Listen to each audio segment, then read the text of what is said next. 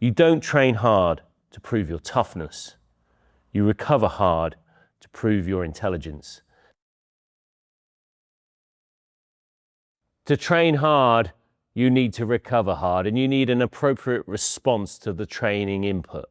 My name's Paul. I run Hounds of Health in Putney and Wandsworth, London, and I help busy professionals take charge of their health. I get them results in a shorter period of time than they would do on their own, but I also introduce them to different ways of thinking about their fitness and also other successful people who've achieved their goals whilst maintaining very busy lifestyles, kids, travel, high-end careers. Now, I like to train hard. I enjoy the feeling of training hard. I train something called Kettlebell Sport, which is a very niche sport developed in Russia and popularized in Russia and many of the Russian states. And it's, predominantly for people who want to have strength endurance. It's a tough sport because it involves not putting down the kettlebells for 10 minutes straight. So there is a very, very tough element to it, which is the duration. You're basically swinging kettlebells non-stop for 10 minutes, and it's a tough sport. Even doing it at a low level is tough. And I would say I'm not at a high level, but I do push myself with it, and I do enjoy the grind, as it were. And baked into that sport right from the start is a level of focus that an average gym session just wouldn't involve. So I'm very, very aware of what it takes to go through a really tough workout and push yourself beyond what you think you're capable of.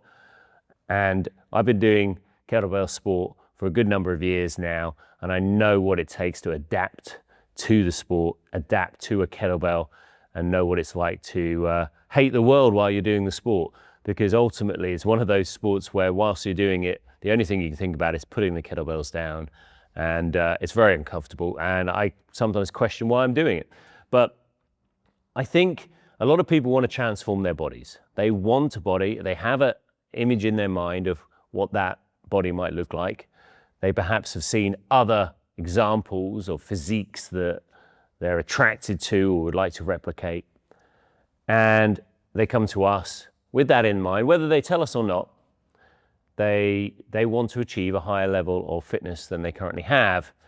And I think there's often a disconnect between where they are and where they want to be, and knowing how hard it is to get there. I think all their goals are very realistic.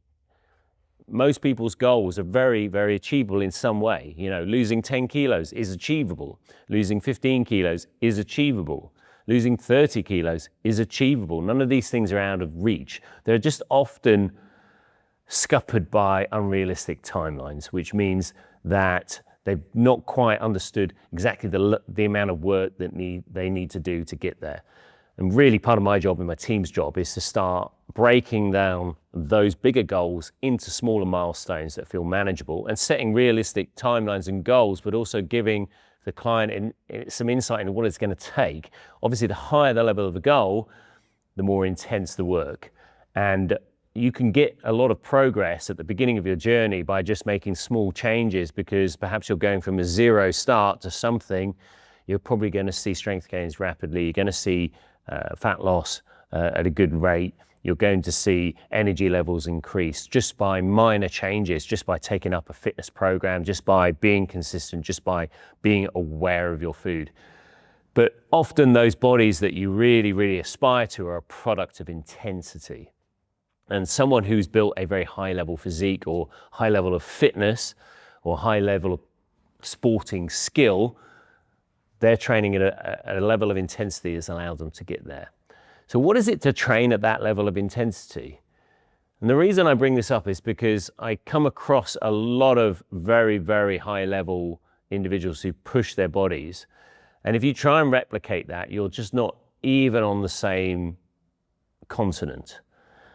I work with a coach, a guy called Denis Vasilev, and he is an 11 times world champion in kettlebell sport. And because no one really knows what kettlebell sport is, they don't really have an idea of the level of physicality that sport requires. And when someone is doing something called long cycle, which is a clean and a jerk, for 10 minutes non-stop with 232s, and he hit 100 reps in 10 minutes, which means nothing to the average person. And you can pick up 2 kettlebells and you think, well, 232s is not too heavy, but rarely can anyone achieve that level of fitness. Going from being very average to being very elite is a hugely challenging journey. And if you want to get a six-pack, if you want to get bigger shoulders, or you want to get a narrower waist, or you want to develop your glutes, or you want to fit into that bikini or swimwear where you feel super, super ripped, the training intensity you've got to bring to the table is much higher. So if we were to take the average session, whatever it is, I'm not thinking about what we do or what you do, most people train at a very low level of intensity, and they are held back by a few things. There's a handbrake that's holding back that result. The first one is they don't have a plan. So it means they go into a workout, every day is flying by the seat of their pants, every day something's different, every day the equipment's different, the reps are different, the outcome is different. Or perhaps they go in and the intensity is very low because there is just a lot of guesswork. And so nothing ever builds. Because they're not thinking more than one workout ahead, they don't ramp up the intensity. And even if your training intensity in the session was relatively low, but you had a progressive program that allowed you to overload movements over the course of, say, 8 or 12 weeks, you would be changing your body because intensity would just be baked into the program. You go from using 2.5 kilos to 5 kilos to 7.5 to 10. Intensity is increasing, isn't it? Because the load is increasing, even if the reps aren't. And when you work with a good coach, or when you have a good plan that you've come up with yourself, you're going to put intensity into it. And it takes you from where you're starting to where you want to be. And where you want to be in 12 weeks, for example, is to be able to train at a much higher level, a much higher intensity. Some of the challenges when you have programs that are based around perceived exertion is if you don't have much experience, you don't know what your perceived exertion is. And that means that what your 70% is very different to someone else's 70%, is someone different to someone's 100%. And we find a lot of the time when we're working with people who've never got any experience in the gym that their maximum 100% effort is really nowhere near 100%. They'll be pressing a weight overhead and you'll think, God, they've got another 6 or 7 reps, and then they suddenly put it back saying that's really hard. So a lot of the time when it comes to training hard is experience. You've got to be getting the workouts in over and over and over again. And I think it does help to do similar workouts over and over again. So say maybe having 3 templates you work on a week, or an A-B split, workout A, workout B, where you're working on similar exercises so you can increase your familiarity with it, build trust with yourself, so that you know that if you're doing something like a skull crusher or an incline dumbbell press, that you can trust yourself and trust your joints and trust the movement that you've developed to push harder and beyond your comfort zone. You'll be more willing to increase the reps, more willing to increase the weight. And really, you want to be able to come out of a session feeling like you've pushed maybe a couple of exercises extremely hard. If it was bodybuilding, it might be to failure. If it's an explosive or endurance-based thing, then maybe you've elevated your heart rate or you've pushed beyond in some capacity, whether that's duration, whether that's speed, whether that's the number of exercises within a time frame. You want to have increased the effort level. Now, I do temper that with the fact that if you're trying to aim for athletic goals, you probably do want to finish every session with something left in the tank, because you do want to be able to show up day after day, or certainly multiple times in a week, to train that skill. And if it's a skill-based endeavor, then you do need something remaining so that you can recover fast, train that skill over and over again. So if I take Kettlebell Sport as an example, if I just hammer my biceps until I can't use my arms, then, for example, if I go into my next training session unable to bend my arms or open them up properly, that's really going to affect my overhead position. So you have to always understand where you need to go hard and where you need to hold back. So muscular failure doesn't necessarily mean you're going to be training hard. But I think training hard comes from experience. I've learned much more over the number of years that I've been training with Denis, what the difference is between an average workout and a hard workout. However, one of the big challenges that I face, and maybe many of the people watching this, or certainly my demographic that I work with, is what's in my head is what I'm capable of as a 46-year-old guy versus what I'm having to deal with on a daily basis of running a business, having young children. You know, I recently had, went on a camping trip, didn't get much sleep, 2 children vomiting, 1 with a broken wrist, all on a camping trip. Everything in the plan had to be set back. I was knackered, barely any sleep, and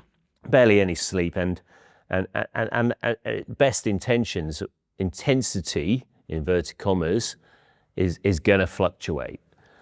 But I believe that you firstly have to establish consistency, and then you can establish intensity. Because through the consistency, you practice and rehearse, rep after rep, what it is to show up. You build that trust, you build that movement capacity, you build that understanding. You also build into that, through the repetition, a recovery strategy. And that allows you then to make consistent, intense gains over many, many months. And you're going to get a far higher result. I've worked with weekend warriors. Weekend warriors never get a result. I've had so many clients in the past, they're coming in, they're utterly leave nothing at all in the studio. It's all on the mat. They're a sweaty mess. Then I don't see them for 2 weeks. And they never get results. They are always at the same level, which is a hard level. They train hard, but they don't train consistently. They're not willing, I think, to give it enough time in order to see the results, because sometimes you have to park your ego and work on the smaller stuff in order to train hard. Each one of my sessions, if you took it individually, each section is not intense. You know, I finish each thing thinking I could do maybe another set. I never finish a set of long cycle going, I can't pick up the kettlebells again, unless I'm testing myself, which is rare. And then I go into my GPP, my general physical preparation, and I'm not using maximal weights because I've already worked on my skill stuff. It's intense enough. You know, my bench press is not maximal weights, my squat is not maximal weights, but what can grind you down is just Monday, Wednesday, Friday, Monday, Wednesday, Friday, 52 weeks of the year. That is training intensity. That forces your body to adapt. It forces your body to adapt in ways that maybe you've never experienced. A hardening of your body, a changing of your body, a fundamental rewiring about what you're capable of. And it creates a new version of you. Every time you show up week after week, you grease that groove, as they say, and it becomes a new version of you. So if you're not looking to become an athlete, but you're looking to change your body fundamentally and get a six-pack, or to just become that healthy version of you. Not everyone I work with wants to be able to six-pack. Trust me, it's not on the top of everyone's priority list. But what is important to everyone is that they don't spend the next 20 years trying to solve the same problem over and over again. So week in, week out, you will fundamentally change your character, change your body, and it will be harder to reverse the more you embed it, because it becomes you. I know that many, many years of just body hardening, getting used to 2 kettlebells hitting me week in, week out, getting used to breathing under stress, getting used to showing up when I'm not used to it. It's changed my body, it's changed my movement patterns, it's changed my nervous system. I'm less intimidated by hard work, less intimidated by fatigue. I've pushed myself consistently. It is a challenge to often recover. And as I said right at the beginning, if you're gonna be tough in your workouts, you've got to be intelligent in your recovery. And if you want to know how to do that, then I'm certainly very happy to give you some guidance, whether you come into our studio and meet with us, or whether you just reach out in these comments. Everyone's got an opinion on this subject. Some of you may have suggestions on how to get the best out of a workout, and I'd love to hear about that. If you could share this podcast, it'd be much appreciated. And if there's someone in your life that you think needs help or who lives in the Wandsworth area, why don't you get them to get in touch with me and my team? We'd certainly love to help you. So thank you very much.